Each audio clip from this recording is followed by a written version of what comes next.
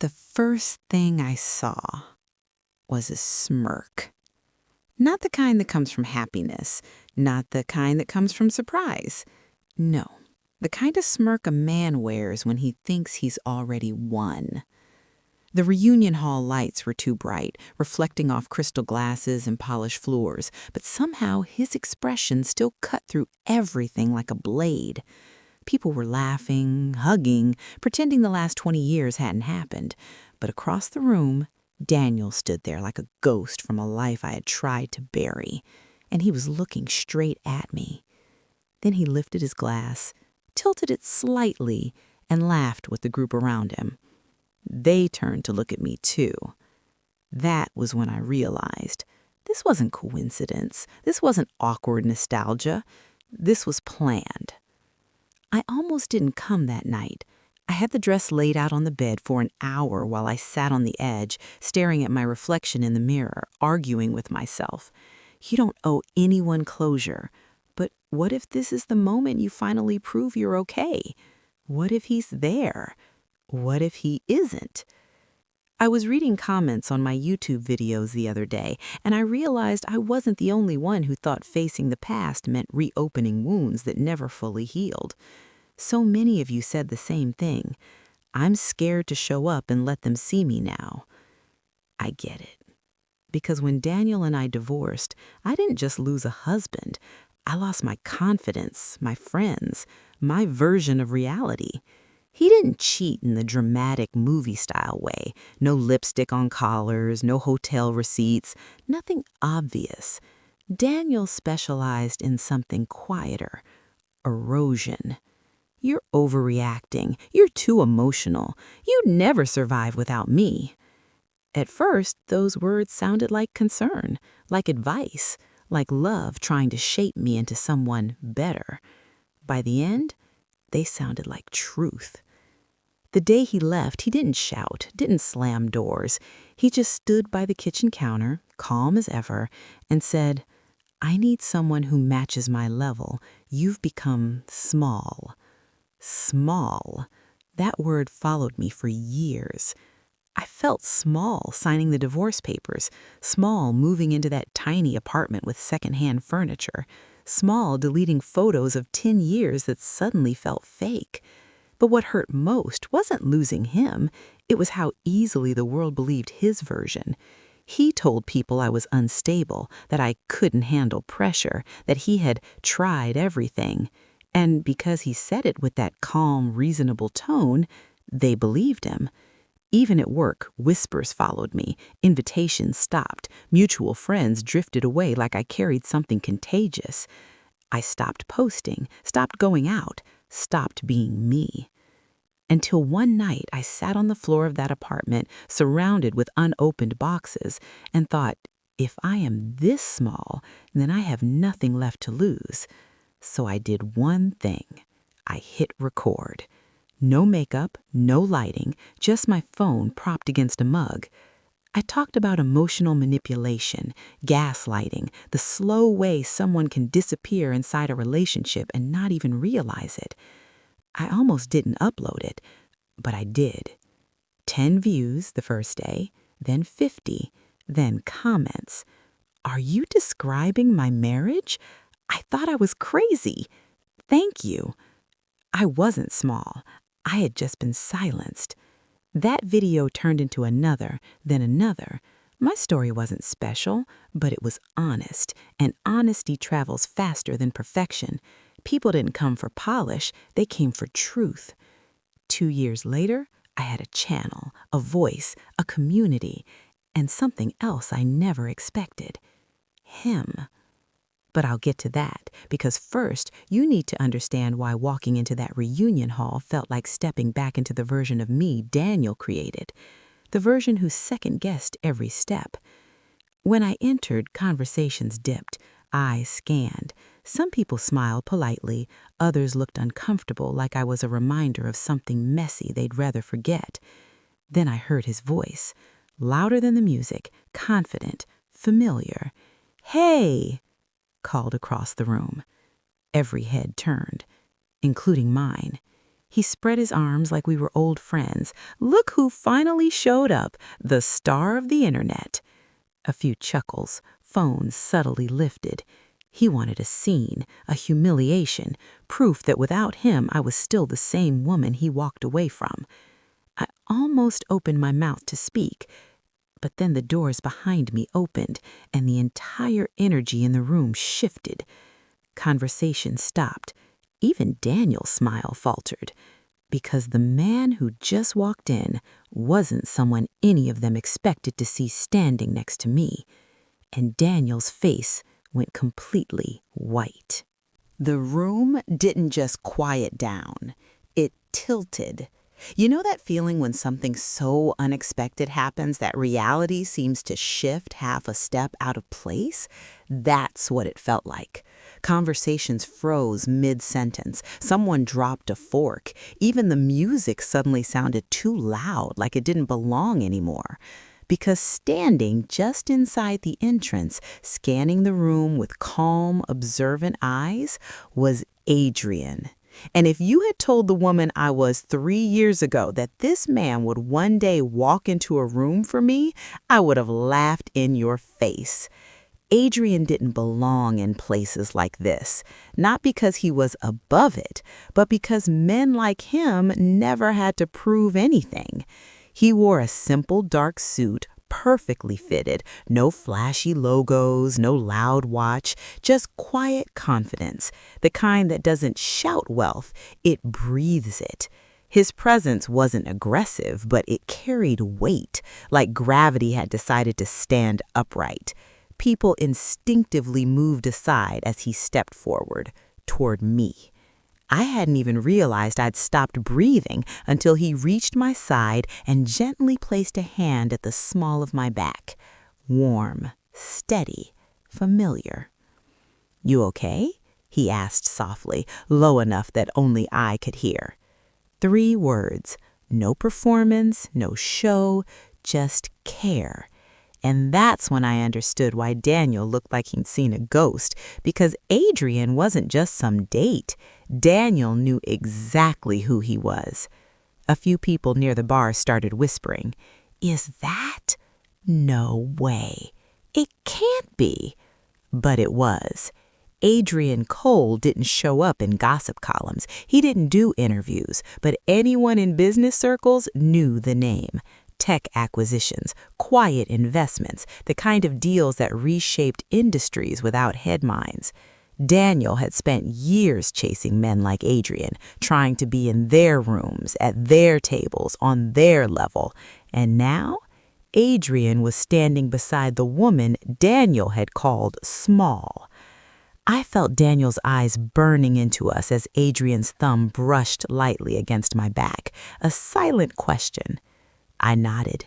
"I'm good," I said, and for the first time that night, it was true. Daniel forced a laugh that came out thin. "Well, this is unexpected." He stepped closer, trying to regain control of the moment. That was his thing. When he felt threatened, he performed. "Didn't know this was a +1 event," he added, glancing around for support. A couple of people gave awkward smiles. Adrian extended his hand calmly. "Adrian." Daniel looked at it for a half second too long before shaking. "Power games. Always power games." "Daniel," he replied, squeezing a bit too hard, "I've heard nothing about you." Adrian smiled slightly. "That's usually how I prefer it." A few nervous laughs rippled through the crowd. Daniel turned to me, voice louder now. "So, this is the new storyline. Mystery billionaire rescues struggling ex-wife." There it was, the humiliation attempt, wrapped as humor. Old me would have shrunk, tried to smooth it over, protect his image, even after everything. But I wasn't her anymore. I tilted my head. "You mean the storyline where I built a life after you said I couldn't?" A quiet "ooh" moved through the room. Daniel's jaw tightened. "You built a channel talking about me. I built a community talking about emotional abuse. If you saw yourself in that, that's interesting." Someone choked on a drink. His smile faltered, but he pushed on. Right, because everything is trauma now. No one takes responsibility. Adrian spoke then, still calm. Taking responsibility is important. Daniel blinked, caught off guard.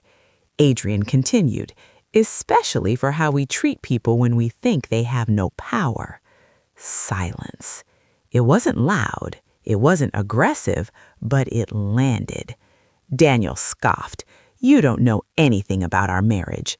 No, Adrian said. I just know the woman she is now. That tells me enough. And just like that, the narrative Daniel had been building all evening cracked. Because the crowd wasn't laughing anymore. They were watching, reevaluating. Melissa stepped closer to us. I've seen her channel, she said quietly, but not that quietly. It helped my sister leave a bad relationship. Another voice chimed in. Mine too. Daniel looked around, confused. This wasn't how this was supposed to go. He came to expose me as bitter, broken, pathetic. Instead, people were seeing something else. Impact. And that terrified him more than anger ever could. He leaned closer to me, voice lower now. You really think this changes anything? You think standing next to money makes you important? I met his eyes. No, I said softly, knowing my worth did. His face hardened. Then he made a mistake, a big one.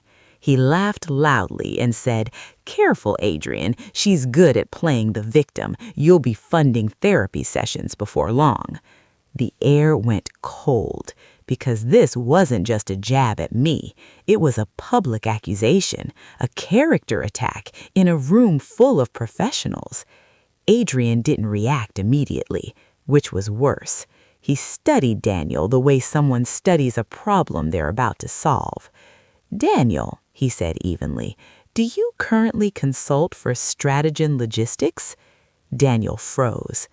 Yes? Adrian nodded once. We acquired them last quarter. The color drained from Daniel's face.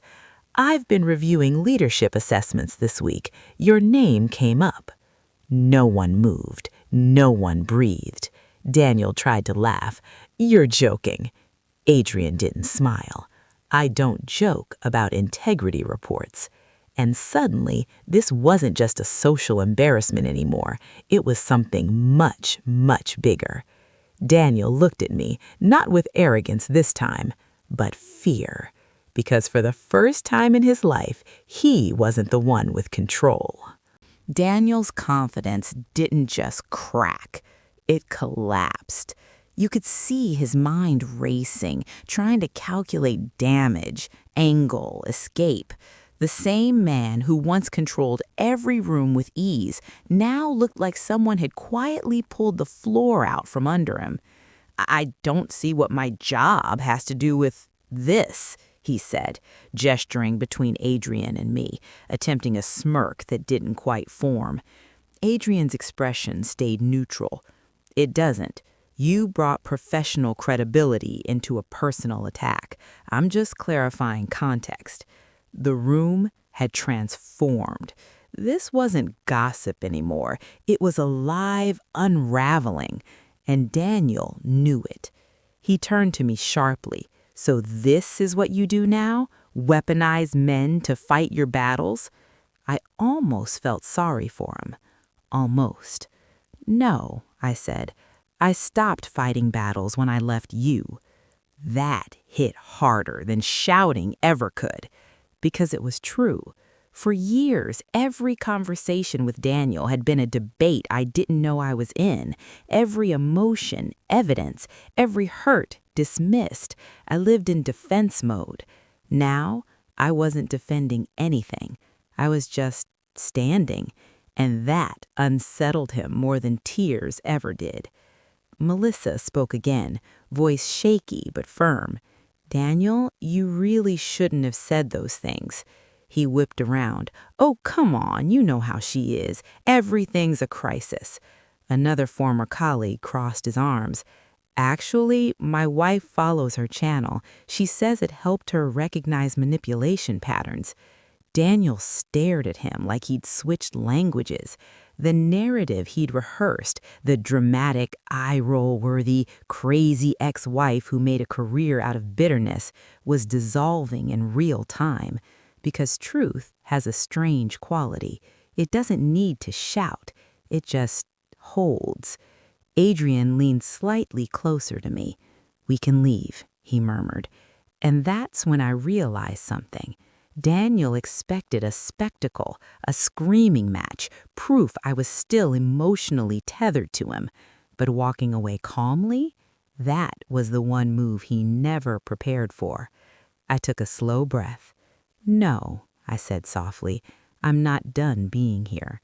Not for revenge, for closure." I turned to the room. "I didn't come tonight to talk about my divorce," my voice said steady in a way that would have been impossible years ago. "I came because this was part of my life once, and I'm not ashamed of surviving it." No one interrupted. I was told I was too sensitive, too emotional, too weak to handle the world. I glanced at Daniel briefly. Turns out, empathy and honesty built a stronger life than control ever did. A few people nodded. Daniel scoffed. "You're giving a speech now?" I met his gaze fully. "No, I'm taking back my voice. There's a difference." And there it was, the shift. He wasn't the authority anymore. He was a man interrupting a woman who had already moved on. That's when his phone buzzed, loud in the silence. He ignored it. Then it buzzed again and again. Adrian's eyes flicked downward briefly, then back to Daniel's face. "Probably should take that," Adrian said mildly. Daniel stepped aside, annoyed, and answered with forced irritation, "What?" We couldn't hear the other side, but we didn't need to. His posture changed instantly. "What do you mean, pending review?" he hissed. "That's not. I told you that situation was resolved." Pause. His eyes darted towards Adrian. "No, that's not relevant. This is a personal—" Pause. Longer. His face went pale. "I'll call you back," he muttered, hanging up. He shoved the phone into his pocket like it had burned him. Adrian didn't gloat, didn't smirk. That's what power actually looks like. It doesn't celebrate, it observes. Daniel laughed suddenly, brittle. "Corporate politics, you know how it is." No one responded, because everyone knew this wasn't politics. This was consequence. And for a man who had built his entire identity on control, reputation, and being the smartest person in the room, this was suffocating. He looked at me again, searching for something: sympathy, fear, recognition of the old hierarchy. He found none, just calm, and that scared him most of all. "You think you've won?" he said quietly, anger finally breaking through the cracks. "You think this makes you better than me?" I tilted my head. "This isn't a competition anymore, Daniel. That ended when I stopped trying to prove my worth to you." His breathing sharpened. People shifted uncomfortably, because this wasn't entertainment now. It was exposure. "You ruined my image. Do you know how long it takes to build credibility?" I held his gaze. "Do you know how long it takes to rebuild a person you broke?" Silence. Heavy. Final. For the first time all night, Daniel had no comeback, no charm, no joke, no audience, just the truth hanging between us. And then Adrian's phone buzzed. He glanced at the screen. His expression changed. Not worry, something else. Decision. He looked at me. "We need to go. Now." The urgency in his voice was quiet, but absolute. I felt a chill crawl up my spine. "Is everything okay?" I asked. Adrian didn't answer directly. Instead, he looked at Daniel one last time and said, "This conversation is about to become much bigger than a reunion." Daniel frowned. "What are you talking about?" Adrian slipped his phone back into his pocket. Your name didn't just come up in an integrity review. The room seemed to shrink. Daniel swallowed. Then what did it come up in? Adrian met his eyes. A legal one. And suddenly, this night wasn't about humiliation anymore. It was about something that had been hidden for a long time, finally coming to light. The word legal didn't just hang in the air. It pressed down on the room like gravity had doubled. Daniel blinked once, twice, like his brain had rejected the sentence and was trying to reload reality. "That's ridiculous," he said, but the confidence was gone. His voice had thinned like paper stretched too far. "I haven't done anything illegal." No one spoke, because innocent people usually don't announce it like that. Adrian didn't raise his voice. "I didn't say you did. I said your name came up." Daniel laughed again, too loud. "Right, because big corporations love dragging mid-level consultants into drama for fun." Adrian didn't bite. "I don't discuss active matters in public, but if I were you, I'd be very careful about who I try to discredit tonight." The shift in power was complete now. Daniel wasn't sparring anymore. He was cornered, and cornered people do dangerous things. He turned to me sharply. "You did this." I didn't even flinch. "I didn't even know about this." "You talk about me online. You poison people. You twist stories." I felt something unexpected then. Not anger, clarity. "Daniel, you really believe consequences are attacks, don't you?" That landed harder than anything else, because deep down, he knew. He always thought outcomes were someone else's fault. A supervisor who misunderstood him, a partner who was too sensitive, a wife who was too emotional. Never him, always the world. Adrian's hand remained steady at my back, grounding, not possessive, not performative. Support.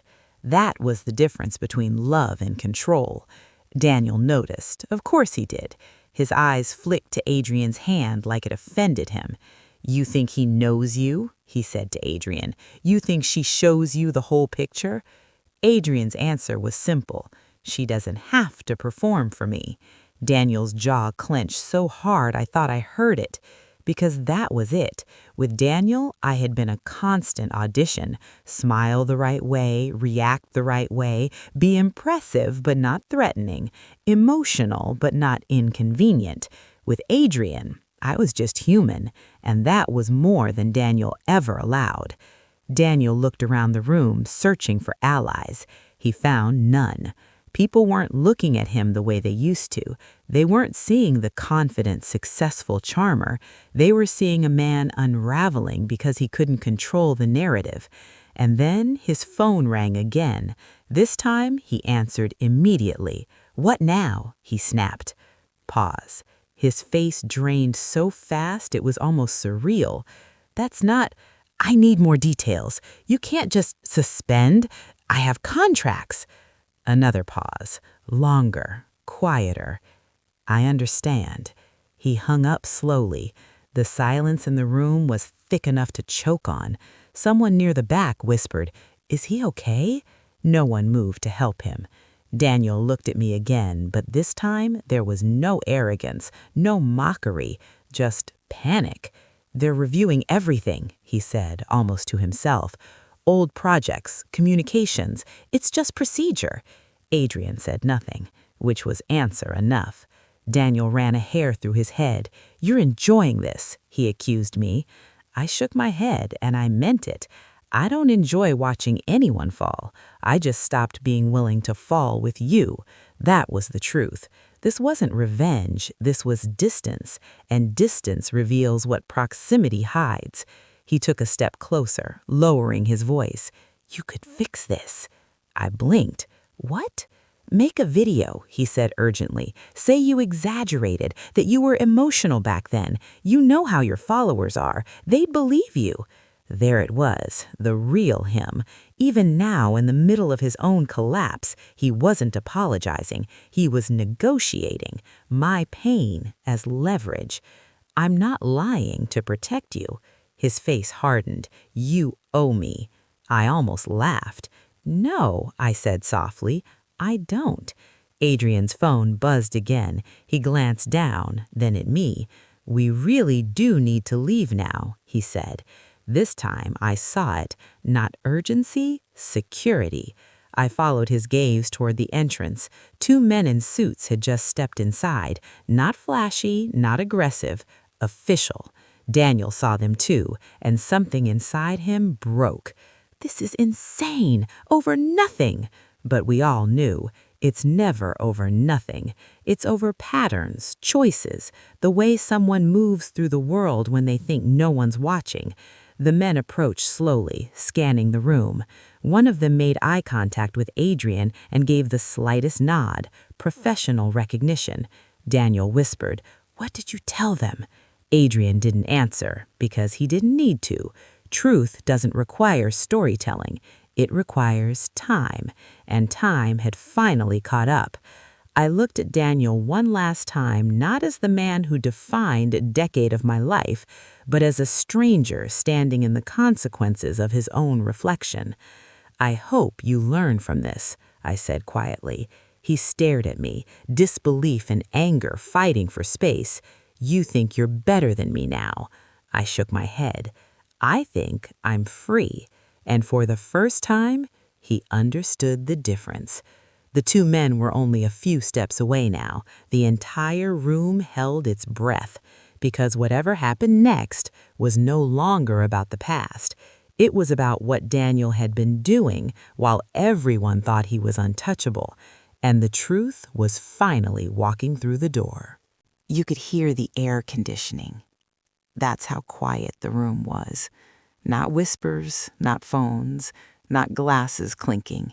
Just that low mechanical hum, like the building itself was holding its breath. The two men in suits stopped a few feet from Daniel. Calm, professional, the kind of presence that doesn't threaten, it concludes. "Mr. Reeves?" one of them asked. Daniel swallowed. "Yes." "We need to speak with you outside." A simple sentence, but final. "This is inappropriate," Daniel said quickly, glancing around for witnesses, support, validation. "This is a private event." The man nodded politely. "That's exactly why we'd prefer to step outside." Daniel looked at me again, not angry now, not mocking, desperate. "This is because of her," he said, pointing at me like I was evidence. "She runs her mouth online and suddenly—" The second man cut in gently.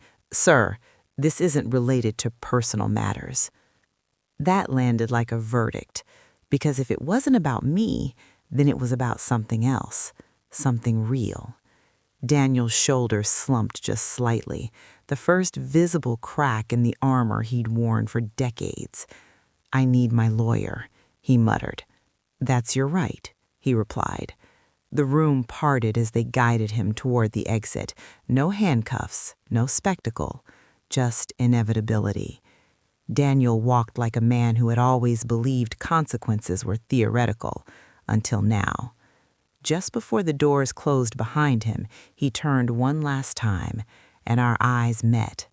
Not the look of a husband, not an ex, not even an enemy, just a man realizing the person he tried to shrink had become the one thing he could no longer control, a witness who survived. The doors shut, and the room exhaled. 100 conversations tried to start at once, but didn't know how. People looked at me, not with pity, not with gossip hunger, with something else, understanding. Melissa stepped forward first. "I'm sorry," she said quietly. "I should have reached out back then." I gave her a small smile. We were all figuring things out. That was the truth. Not everyone who stays silent is cruel. Some people are just afraid of being wrong. Adrian leaned closer. "You okay?" I nodded. And again, it was real. I thought this night would reopen wounds. I didn't expect it to close one. He smiled softly. Closure rarely looks how we imagine. Across the room, someone approached hesitantly, a man I barely remembered from old dinner parties. "I owe you an apology," he said. "Daniel told us you had breakdowns, that work stress got to you. We believed him." "I know," I said. He shook his head. "Seeing this tonight, I feel sick about it." I surprised myself by answering gently. Manipulative people don't look like villains. That's why it works. That's the part nobody teaches you. Abuse without bruises, control without shouting, damage without witnesses. Until the day there are. My phone buzzed, a notification, then another, then a flood. I frowned. "That's odd." "Your channel," Adrian said. I opened it. My latest video, the one on recognizing emotional minimization, was exploding, comments pouring in faster than I could read. Watching this at a reunion right now needed this. I finally left because of you. Your story gave me language for what I lived. Tears blurred my vision. Not because of Daniel, because of them. Because pain shared becomes direction. And somewhere out there, someone sitting on a bathroom floor like I once did felt less alone tonight. "I didn't lose my marriage," I whispered, more to myself than anyone else. Adrian tilted his head. "No?" I said. "I lost the illusion, and that saved my life." The music slowly came back on. Conversations resumed, but softer now, realer. No one asked me for drama. They asked about the channel, about healing, about how to recognize signs early. And for the first time in this room, I wasn't the cautionary tale. I was the proof of survival. Adrian checked his phone again, then looked at me with that steady expression that always meant he was 10 steps ahead of the moment. "We should still head out," he said quietly. I nodded. As we walked toward the doors, I felt lighter than I had in years. Not triumphant, free. Outside, the night air was cool and clean, the city lights reflected in the glass behind us, the reunion now just a scene fading into memory. I glanced back one last time.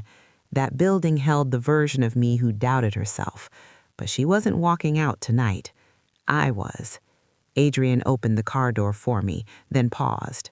"You know," he said, "none of this defines you." I smiled. "It shaped me." He nodded. "That's different." As we drove away, my phone kept buzzing in my lap. Not noise, connection. And somewhere behind us, Daniel's world was being reviewed under a light he could no longer dim. But my story? It was just getting to the part where everything finally made sense. And I had no idea yet that tomorrow morning would bring something even bigger than tonight. I didn't sleep that night. Not because I was anxious, because my mind felt awake in a way it hadn't been in years. You know when something heavy finally leaves your chest and you keep breathing deeply just to feel the space where it used to sit? That was me, staring at the ceiling beside Adrian, the city's early morning light barely touching the curtains. My phone lay on the nightstand, screen lighting up every few seconds, notification after notification. Not from drama channels, not gossip, from people, real people. "I showed your video to my therapist today. I finally told my sister what's been happening. I thought I was crazy. Now I know I'm not." I turned on my side and looked at Adrian. He was awake too, watching me in that quiet way of his. "Still buzzing?" he asked. I nodded. It's like the internet can feel when something shifts. He smiled faintly. "Truth creates movement." I exhaled. Daniel always said I was dramatic, that I turned everything into a story. "And?" Adrian asked. "I think he was right," I said. "I just learned to tell the story honestly instead of hiding the ending." He brushed a strand of hair from my face. "That's not drama, that's leadership." The word hit me harder than the reunion ever had. Leadership. I had never thought of it that way. Survival feels small when you're inside it, but from the outside, it's a map for someone else. My phone buzzed again, this time with a number I didn't recognize. I almost ignored it. Something made me answer. Hello? Is this Emma Clark? A woman's voice asked. My stomach tightened. Yes. This is Laura Bennett from Strategen Logistics Internal Compliance Division. I sat up slowly. Adrian watched my expression change. Yes, I said carefully. I want to clarify that you're not in any trouble, she said quickly, but your public content was flagged during an ethics review. Certain behavioral descriptions matched internal complaints filed over the past 2 years. Cold spread through my hands. Complaints? Plural? I didn't mention names, I said. You didn't need to, she replied. Patterns are identifiable. Adrian sat up now too, fully alert. Laura continued, We're conducting a formal investigation into professional misconduct involving Mr. Daniel Reeves. Several testimonies suggest intimidation, credit manipulation, and coercive communication tactics. I closed my eyes. The same playbook, different stage. We're calling because some employees say your videos helped them recognize what was happening. You gave language to behaviors they couldn't previously describe. I felt tears rise again, but not from pain, from scale. This wasn't just my story. It never had been. I didn't mean to start anything, I whispered. You didn't, she said gently. You turned on a light. People just finally saw. After we hung up, I sat there in silence. Adrian asked quietly, You okay? I laughed through tears. I thought leaving him was the hardest part. It usually isn't, he said. Healing is. I nodded. But this means he didn't just hurt me. No, Adrian said, but you helped stop the pattern. I wrapped my arms around me, overwhelmed. For years, Daniel had convinced me I was too sensitive, too reactive, too emotional. But sensitivity is just awareness without armor, and awareness changes systems. My phone buzzed again, this time a message from a private account. No profile picture, just text. You should have stayed quiet. My chest went tight. I stared at it. Adrian saw my face. What is it? I handed him the phone. His jaw shifted slightly, not fear, assessment. He said, Block it, calmly. I did, but another message came from a different account seconds later. You don't know what you've started. A chill ran through me, because this didn't feel like Daniel. It felt bigger. Adrian stood, already moving into problem-solving mode. I'll have security look into it. Probably intimidation tactics from someone connected. But why me? I asked. He looked at me carefully. Because you didn't just tell a story, you disrupted power. That landed heavy. I had thought this was personal closure, but maybe it was something else. Exposure has consequences, not just for the guilty, but for the system protecting them. My phone buzzed again, this time a video notification. Someone had posted footage from the reunion. The clip was short. Daniel laughing, mocking, then Adrian speaking, then the moment the officials arrived. The comments were already exploding. He looks terrified. Karma is real. She handled that with so much class. I should have felt vindicated. Instead, I felt watched. Adrian came back, phone in hand. I flagged it, but we should be careful the next few days. I nodded slowly. Do you regret going? He asked. I thought about the woman I used to be, the one who stayed silent to keep peace, the one who doubted her own memory, the one who felt small. No, I said. Why? Because silence protects the wrong people. Adrian met my eyes, and for a second neither of us spoke, because we both understood. This story wasn't finished. It had just crossed from private into public.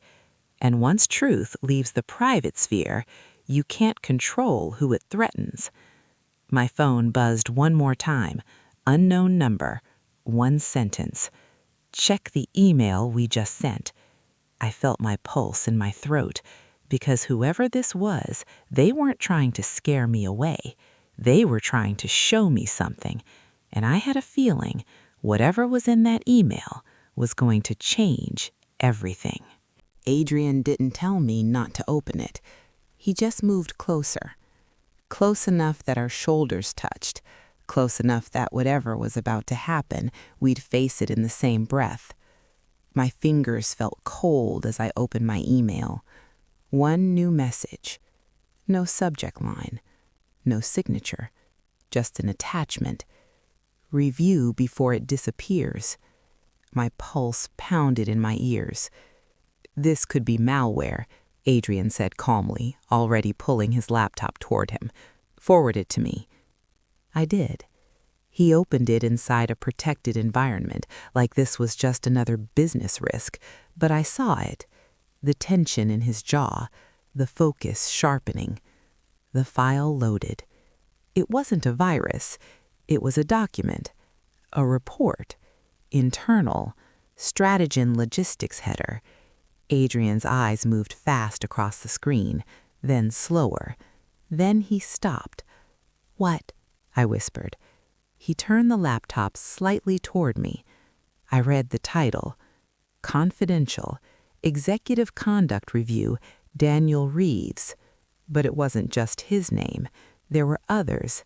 Senior partners, managers, a network.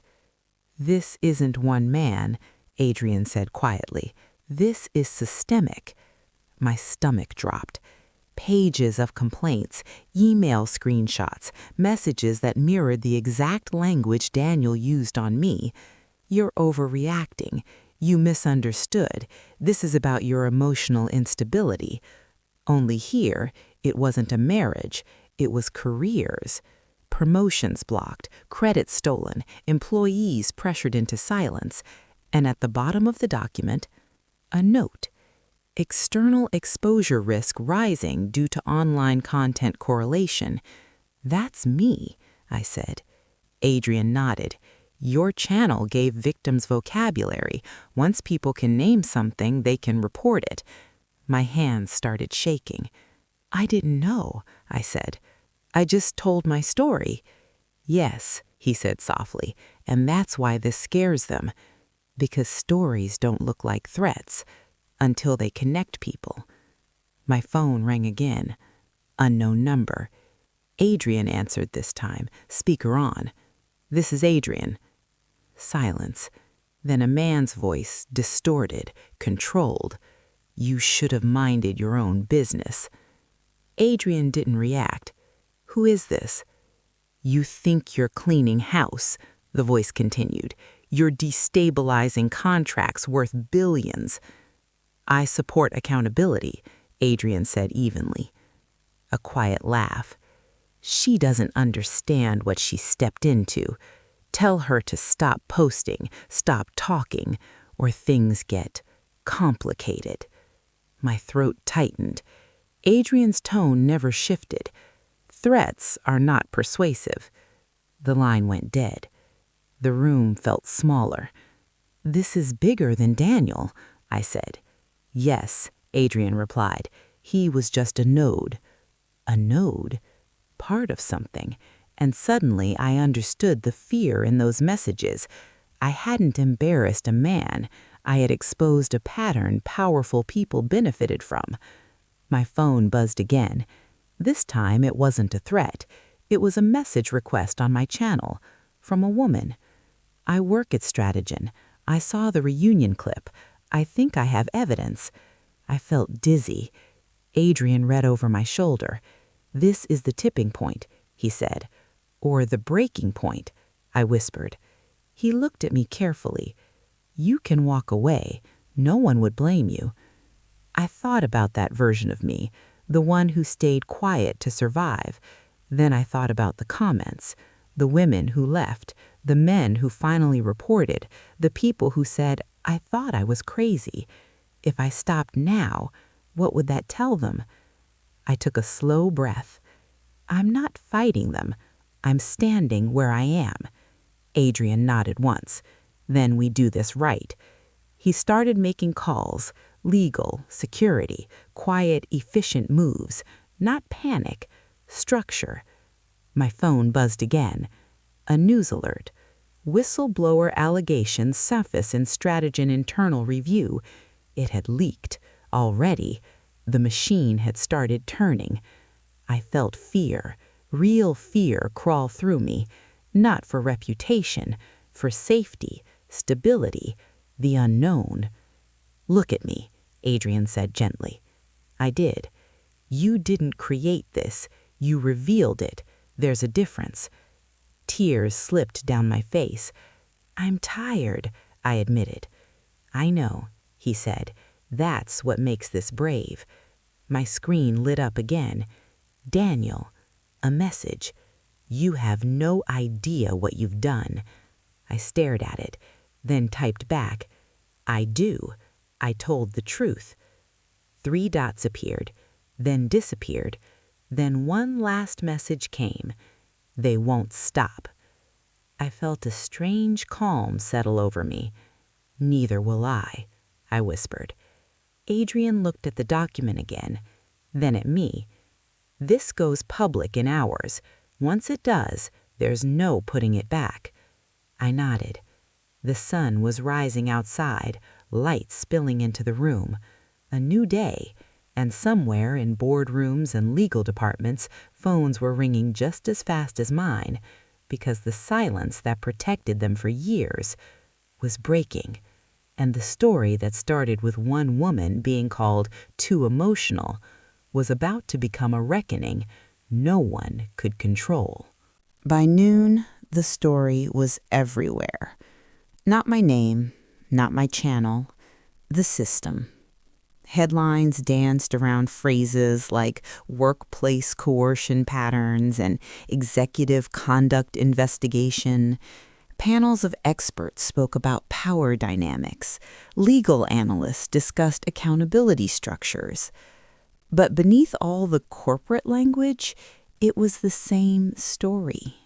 The same one that happens in homes, in offices, in quiet conversations where one person slowly convinces another that their reality is flawed. The only difference now, people were listening. I sat at the kitchen counter, sunlight pouring in, my phone face down for the first time in days. Adrian moved around quietly, making coffee like this was just another morning. Normal. Grounded. That mattered, because when the world shakes, you need something that doesn't. "You don't have to read everything," he said gently. "I know," I replied. "But I will," I added. "Not the noise, the people." I opened my channel dashboard. Thousands of messages. Not gossip, gratitude. A teacher who reported a department head, a junior analyst who filed a formal complaint, a man who realized emotional manipulation isn't just how relationships are. I pressed record, not with lighting, not with prep, just truth. "Hi," I said to the camera, voice steady. "If you're here because something feels wrong in your life or workplace, I want you to hear this clearly.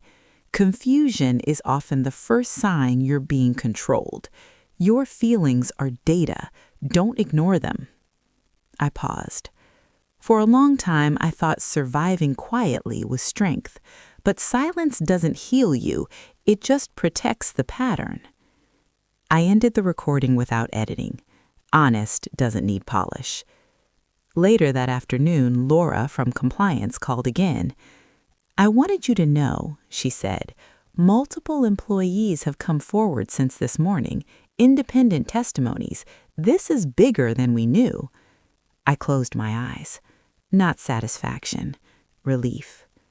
"Thank you for believing them," I said. "Thank you for helping them recognize it," she replied. After the call, I sat in silence. Daniel had once told me I exaggerated everything, that I made small issues dramatic. But manipulation only looks small from the outside. From the inside, it shrinks your world.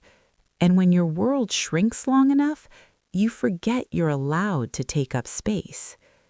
That night, Adrian and I walked by the river, city lights reflecting on the water, cool air brushing against my skin. "Do you ever wish none of this happened?" he asked quietly. I thought for a long time. "I wish the harm didn't," I said, "but not the growth." He nodded. Pain introduced me to people I never would have met, to purpose, to myself. We stopped at the railing. "You know what the strangest part is?" "What?" I said. "I don't hate him." Adrian studied me. "No?" "No," I said softly. "Hate keeps you connected. I'm done carrying him." Forgiveness isn't excusing behavior. It's releasing your own nervous system from permanent defense. That's freedom. My phone buzzed once more, a final message from an unknown number. No threat, just one sentence. "I reported my boss today because of you." I smiled, not because I caused a fall, because someone chose themselves. That's the moral no one teaches. You don't need to destroy someone to reclaim your life. You just need to stop agreeing with the lie that you are small. Daniel tried to humiliate me in a room full of people. He thought my past defined me. But the truth is, your worst chapter doesn't become your identity unless you stop writing. I kept writing. Not revenge, not drama, just truth told out loud. And truth has a way of finding every locked door. If you're watching this and wondering whether your voice matters, it does. Even as it shakes, even if no one listens at first, even if someone powerful wants you quiet, especially then. Because somewhere out there is a person sitting on their own kitchen floor believing they're the problem, and your honesty might be the first crack in that illusion. I used to think my story ended with divorce papers and a man walking away, but that wasn't the ending. That was the moment the real story began, not the story of betrayal, the story of becoming. And if there's one thing I know now, it's this: the people who try to make you feel small are terrified of what happens when you finally stand at your full height. So stand anyway.